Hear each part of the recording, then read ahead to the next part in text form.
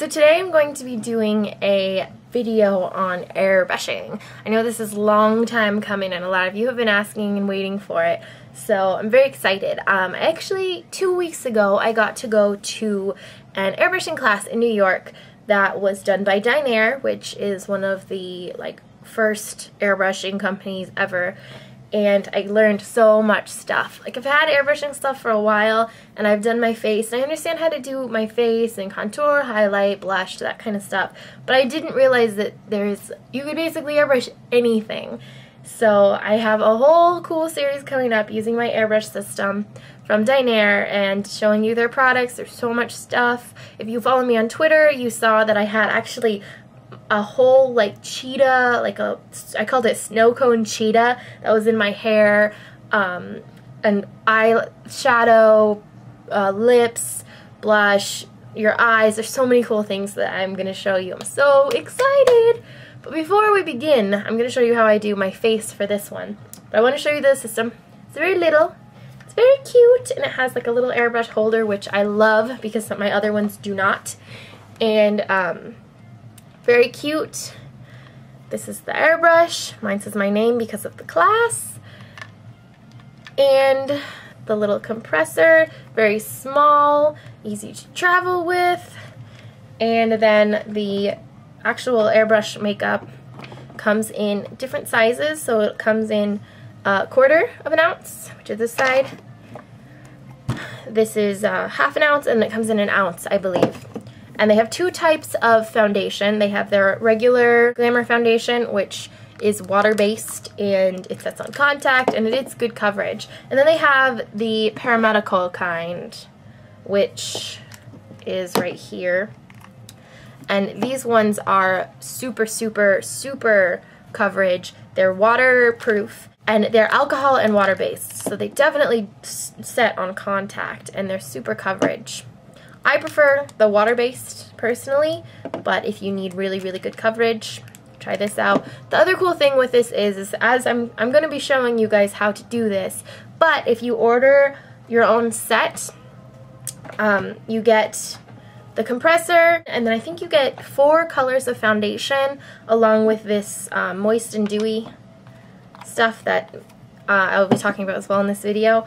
And you also get a free consultation over the phone. So you get a free airbrush lesson. So any questions you have, people that work for the company that know all about this are going to be able to answer it specifically one-on-one, which I think is so cool because customer service is such a lost thing, you know, and a lot of the times I'll get products and I don't know what I'm supposed to do with them, and the fact that a company is willing to set time apart to teach you is really cool. So let's get started with this video. I hope that you like it, and I hope that you are ready for a whole bunch more airbrush videos. So this is just a little tiny bit of concealer. As you can probably tell, looking a little tired. So I'm just going to show you how I go about applying this. So I have my airbrush right here and my compressor. And so you have this little knob that determines the pressure of the air that's coming out. Sorry, my nails aren't done right now, but so it goes all the way over here, which is really low pressure, and then it goes all the way around to about there, which is super high pressure.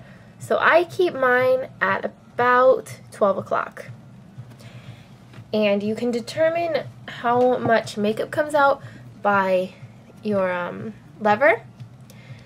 And so I really don't even have to change the PSI, the knob, if you're controlling it up here, which is a lot easier than having to constantly change the pressure on the compressor. So I'm going to turn it on. It's kind of loud. And if you turn it on, with this specific compressor, there's other ones that aren't like this, like my OCC one is different, but I'll explain. This is a continuous flow one. So if I go like this, I can feel the air, but there's no makeup coming out. Makeup won't come out until you pull this back. You can hear the difference, see? Not that there's really anything in there, but I guess there is something in there that's coming up on my makeup, on my mirror. But you can definitely hear the difference. Now, with my OCC one and with a lot of others, you have to actually press down and then pull back. So when you press down, the air will start to come out, and when you pull back, the product will. So that's the difference. with that. So that's the difference, basically. So I'm going to take my foundation. The one that I've been using is called Vanilla. Make sure you shake it up because it is separated to begin with. I hope you guys can hear me over the compressor. And then I'm going to do about 7 drops.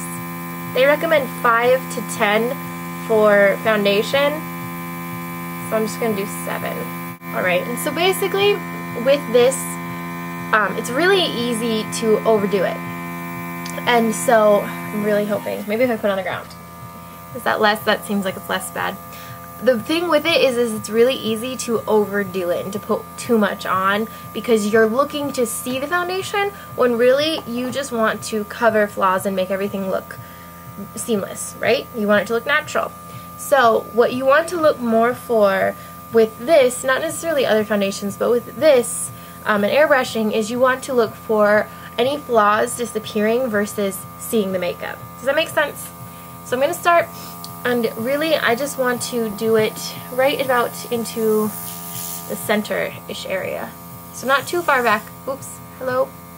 Not too far back because you don't want too much air, because then, or too much product, because then you'll get like these spots where there's too much makeup. So I'm just 6 inches away too. 6, which I've found is about the length of this airbrush gun. So right about there. Pull it back just a little bit and you'll hear it, the makeup coming out. And keep your brush moving all the time. If you don't, you can just see on my hand, moving, not moving. And there's a spot right here. So if I keep it moving, there's not going to be a spot, but if I stop, then it'll just build up and there'll be a big spot on your face. And it's not easy to fix with this type of makeup because this makeup, the Dinair at least, is, it sets on contact. So once it hits your face, it's going to be harder to move it like it is with normal foundation that you need to set. So, just keep moving. And what I like to do before I go and like fix any flaws specifically that need a little bit extra coverage, I just go over my entire face to just create like one layer.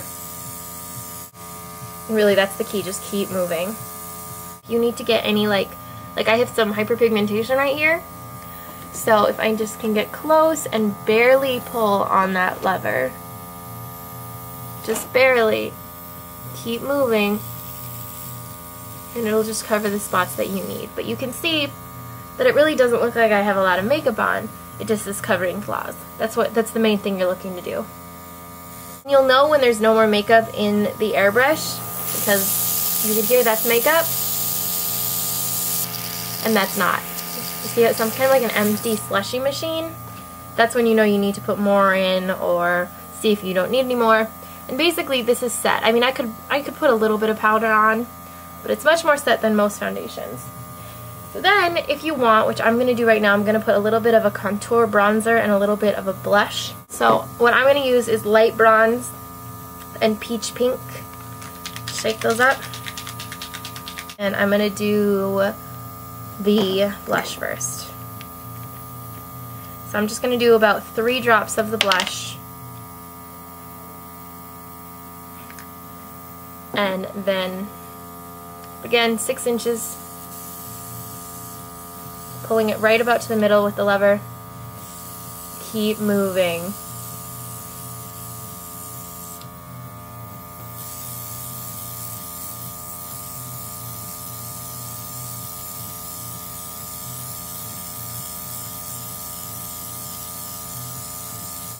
And then you see you get a little bit of blush color.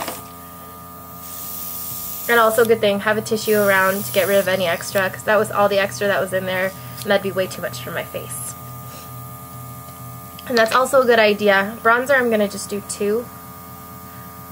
That's also a good idea to have beforehand, because if I spray this right now, the first little bit is a little bit peach. And so if you were doing 2 completely opposite colors, like if you were doing eyeshadow, and you wanted white and you had a little bit of black in there or something, you just want to make sure you get all that little bit of extra out beforehand so you don't mess up your work. So I'm going to do my bronzer now and just into the hollows of the cheeks.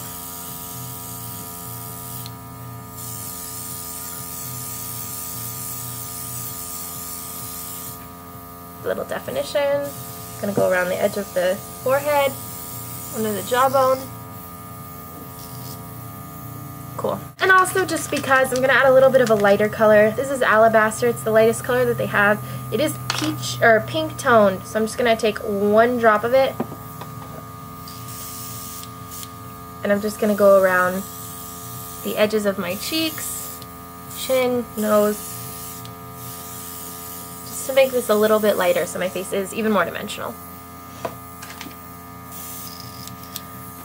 Okay, so that's basically all I'm going to do for color, but with this foundation, it is matte, so it'll take all of the dewiness in your face out just a little bit. So they do have this product called Moist and Dewy, and so what they recommend doing is, after you apply all of your foundation and any color onto your face, to just take 1 or 2 drops of this and lightly go over your face. If you do too much, then it's going to look like you're oily and gross. So since my face is already kind of oily, I just take 1 drop of this and I just go over my cheeks, because this area is already going to get pretty oily. So I just really, really lightly, I'm barely pulling this back. And so you can see it just gives a little bit of a sheen. It looks a lot more oily on the camera than it does in real life. I'm hoping that doesn't translate. So that is the basics for doing skin, at least the way that I do it.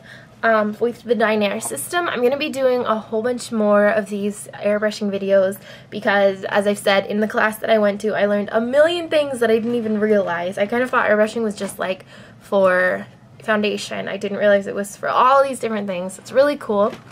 So yeah, I hope that this is interesting to you guys, and I'll talk to you later.